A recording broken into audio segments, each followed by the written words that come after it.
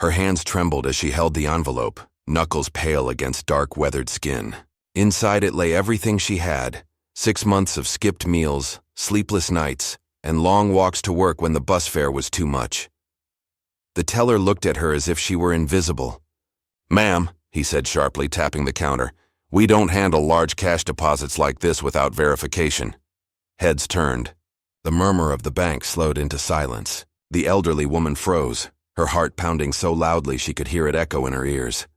She tried to smile, tried to hold her dignity together like the strap of her worn purse. "I've been coming here for 30 years, son," she said softly. "This is my account. I just want to deposit what I've saved." The teller lifted the envelope between 2 fingers, as if afraid to touch it.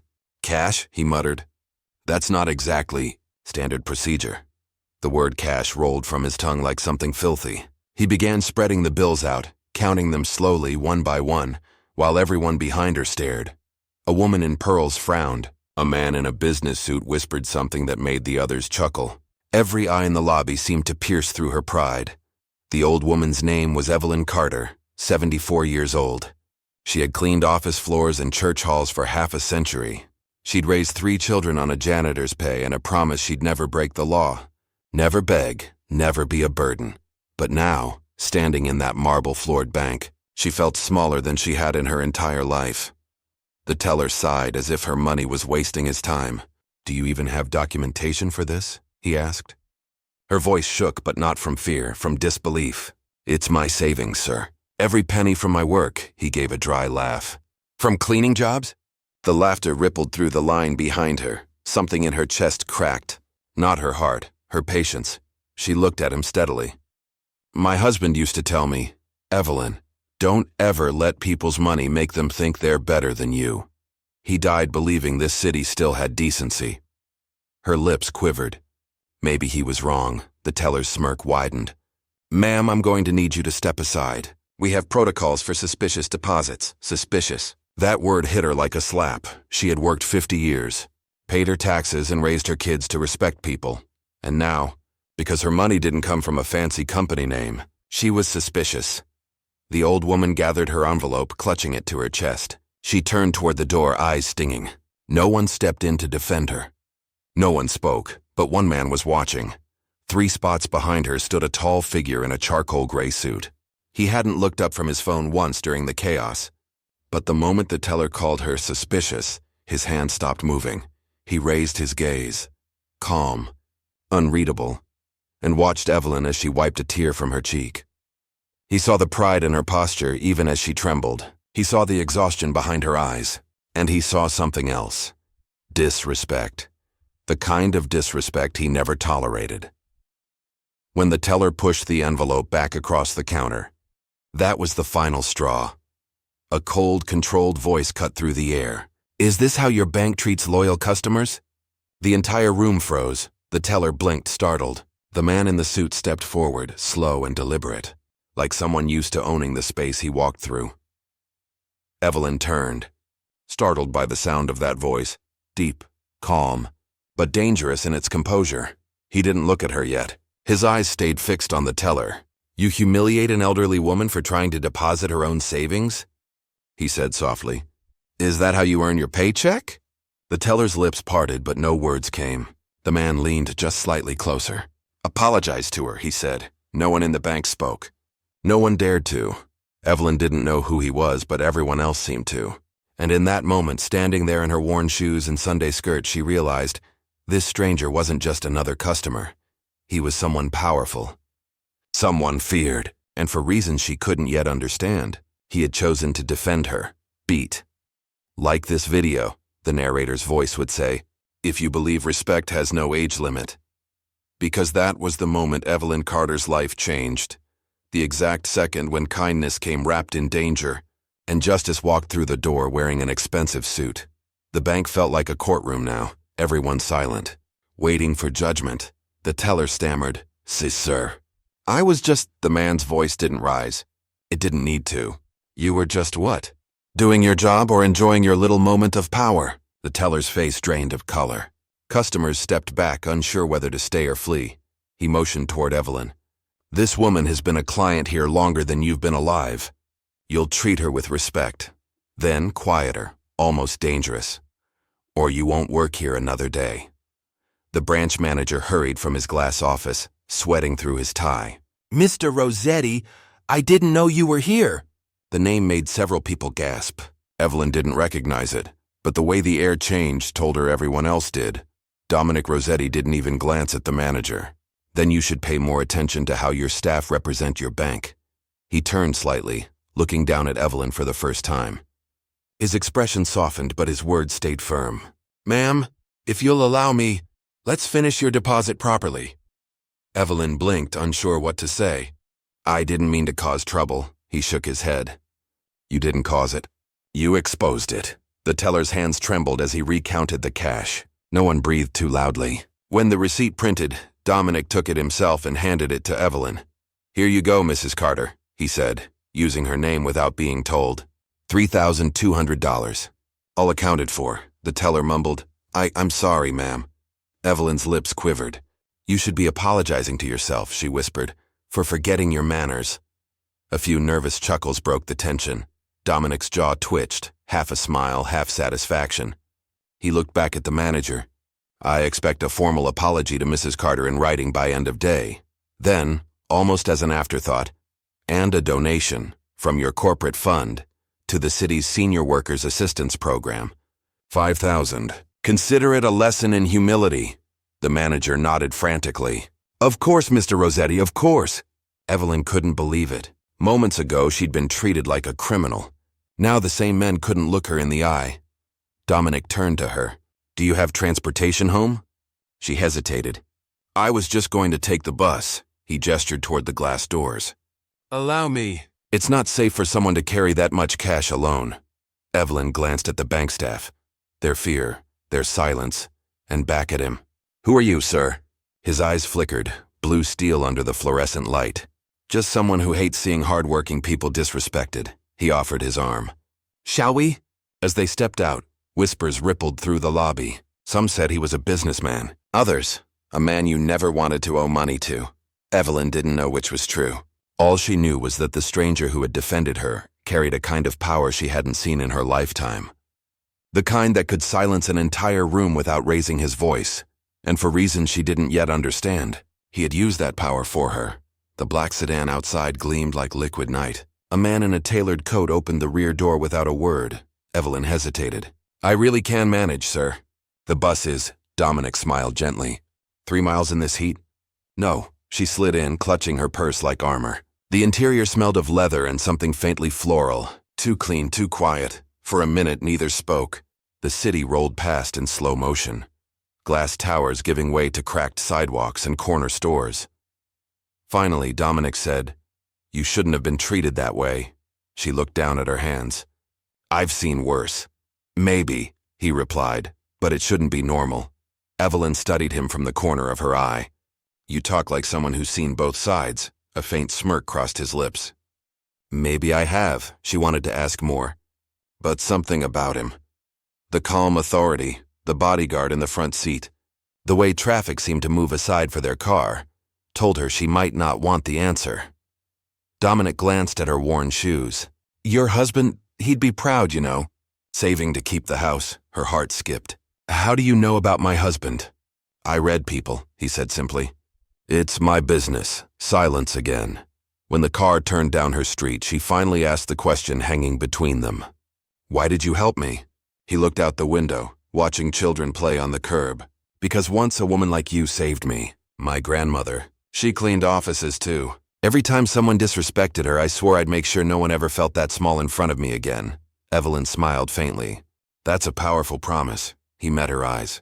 And dangerous sometimes. The car stopped in front of her small brick house. The driver stepped out, ready to open the door. Evelyn hesitated.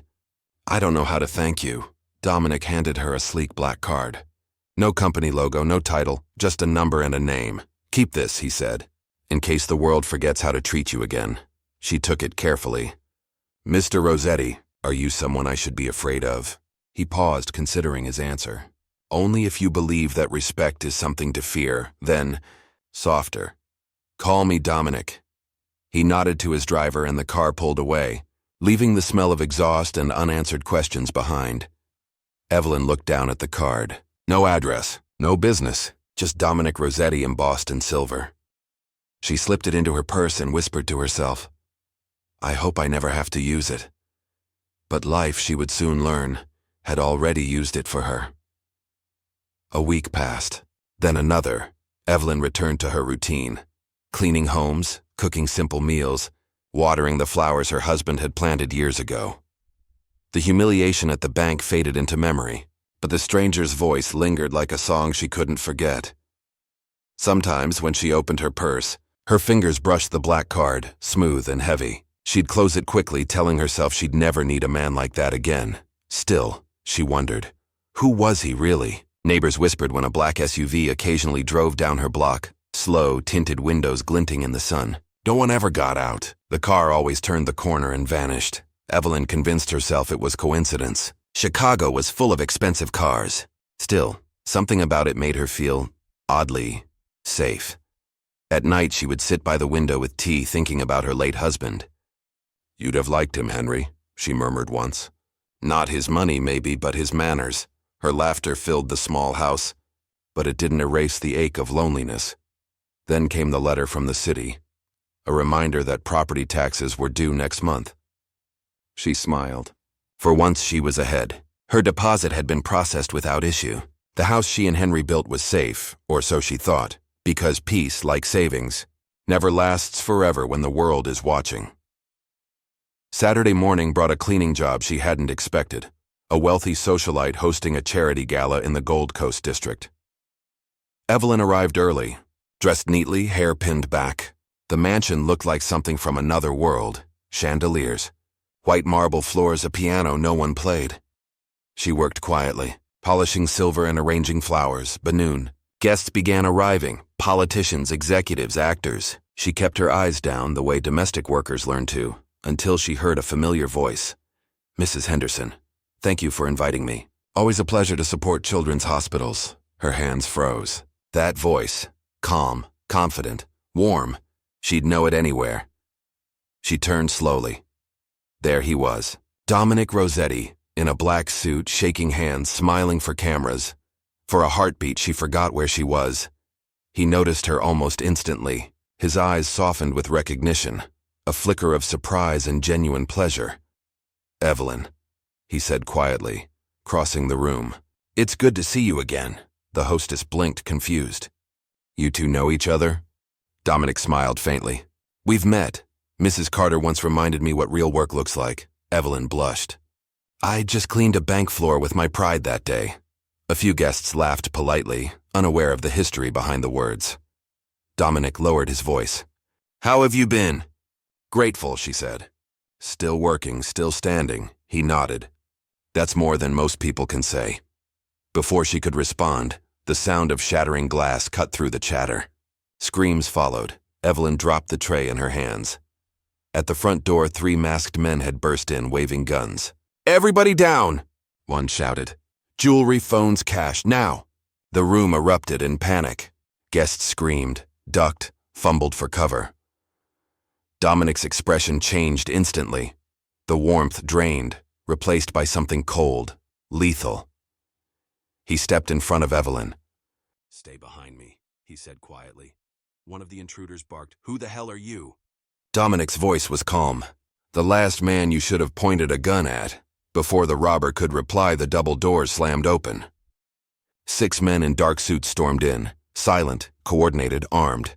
The robbers didn't stand a chance. Within seconds, they were disarmed and on the floor. Evelyn stared in shock as Dominic issued orders, his tone clipped, authoritative. No one harmed.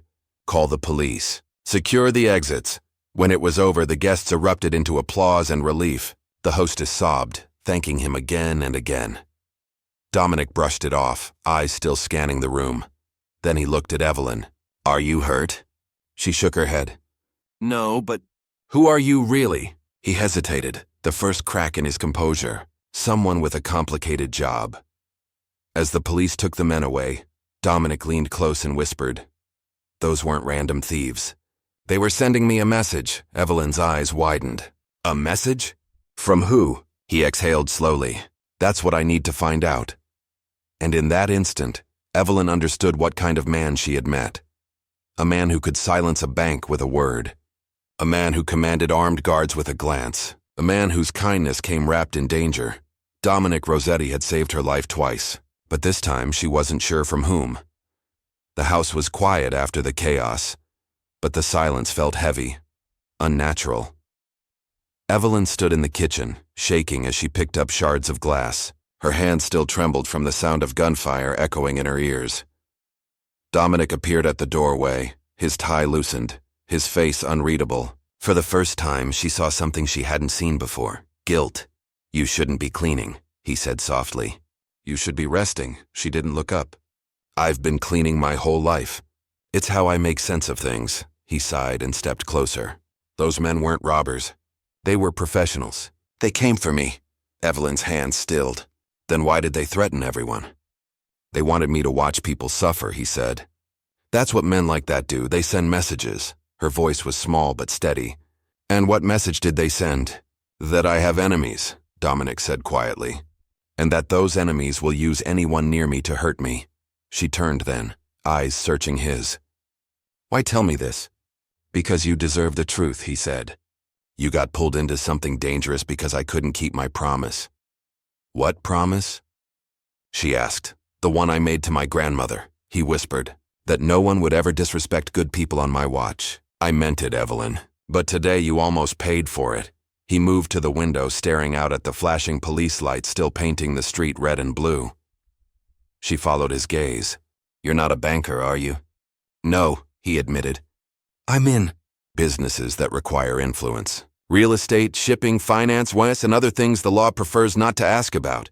Evelyn folded her arms. "So, you're telling me you're one of those men mothers warn their children about?" Dominic gave a half smile that didn't reach his eyes. "Maybe, but I don't hurt people who don't deserve it. I don't sell poison to the streets. I don't traffic lives.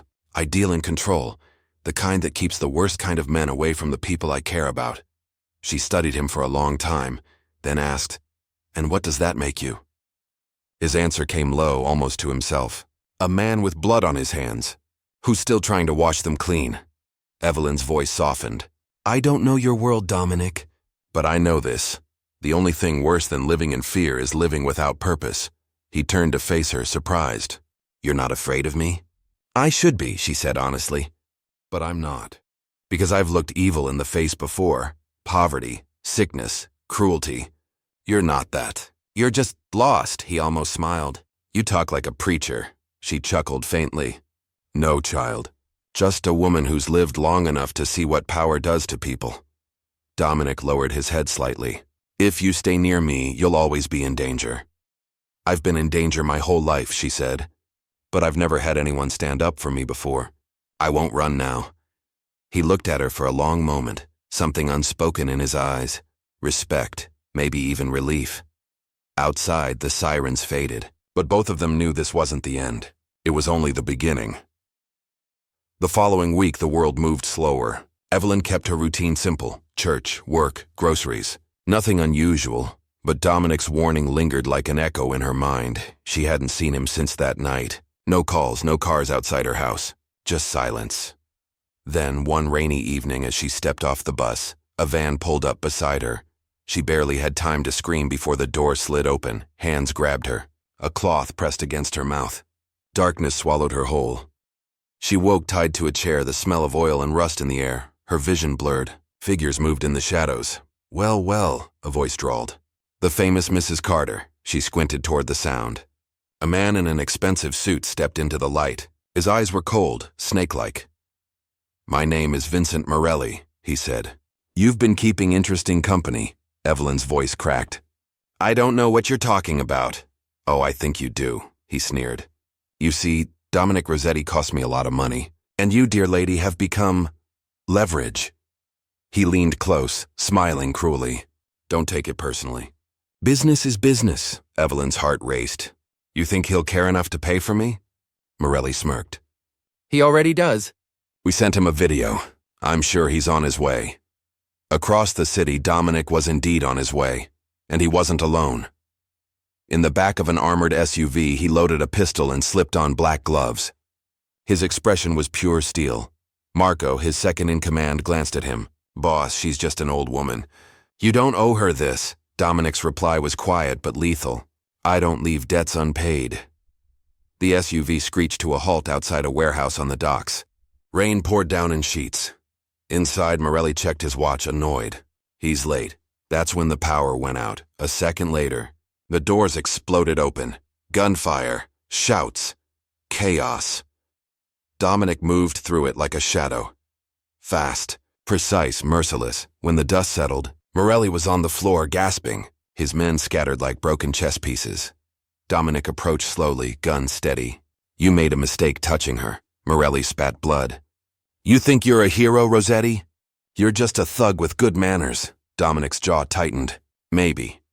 But even thugs have lines they don't cross." He fired once. Then he was at Evelyn's side, cutting the ropes from her wrists.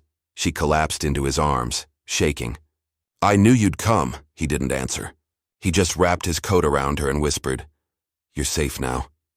The ride back was silent. She sat beside him, wrapped in his jacket, staring out at the city lights. When she finally spoke, her voice was calm. "You risked everything," he nodded. "I'd do it again." "You killed men tonight," she said quietly. He looked away. "And I'll live with that. But I won't live knowing I let them hurt you." Evelyn studied him, the way his jaw clenched, the storm in his eyes. "You're not the devil they think you are," she said. "But you're not an angel either," he smiled faintly. "Then what am I?" She reached over, taking his hand. "A man trying to be better." "That's enough." For a long time, neither spoke. The rain softened, turning the world outside into blurred streaks of light. For the first time in years, Dominic felt something unfamiliar. Peace. Weeks passed. The story of the charity robbery made headlines, but no one mentioned Evelyn's name. Dominic saw to that. He had relocated her to a quiet brownstone in a safe neighborhood. She protested at first, but he insisted. "It's not charity," he told her. "It's respect." And for the first time in her life, she let someone help her. In that brownstone, Evelyn found something she hadn't expected. Purpose. Dominic gave her a role in one of his legitimate businesses, overseeing his community foundation. Her task was simple but powerful. Decide where the money went. Scholarships, senior programs, job training for single mothers. She worked every day, learning computers, budgeting, and business. The younger staff adored her. They called her Miss Evelyn. Even Dominic did. One afternoon, he stopped by her office. "You know," he said, smiling, "you've spent more of my money on good causes than any accountant I've ever had." She laughed. "Then I'm finally robbing the right people," he grinned. "That you are." They shared quiet moments like that often, moments of peace between storms. Still, the past hung over them.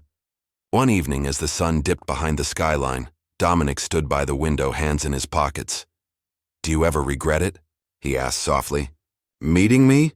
Evelyn looked up from her desk. "Why would I? You nearly died because of me," he said. "And I'm still the man who pulled the trigger that night." She closed her notebook. "And I'm the woman who taught that man the difference between power and respect. So I'd say we're even." He chuckled, shaking his head. "You always know how to win an argument," she smiled. "I've had 70 years of practice." There was a pause, then she said gently, "You can change, Dominic. Not overnight, but little by little. Maybe that's why we met, so you'd remember what decency feels like." He didn't answer right away. When he finally spoke, his voice was quieter than she'd ever heard it. "You know, Miss Evelyn, I think you might be the only person who ever believed that about me." She stood, placing a hand on his arm. "Then you better not make me regret it." They laughed softly. Outside, the city lights flickered like stars, and for once, neither of them felt alone. Evelyn Carter had walked into a bank to make a deposit and ended up changing the heart of one of Chicago's most dangerous men. She didn't plan it. She didn't ask for it. She just lived her truth, worked hard, stood tall, and reminded the world that respect has no age, no price, no limit. And Dominic Rossetti? He still moved through a world of danger, still commanded power and fear. But every time someone disrespected a worker, a mother, or an elder, the lesson of that day echoed in his mind. Never mistake quiet for weakness. Share this story if you believe dignity has no expiration date. Because sometimes, the smallest act of courage can change the most powerful heart.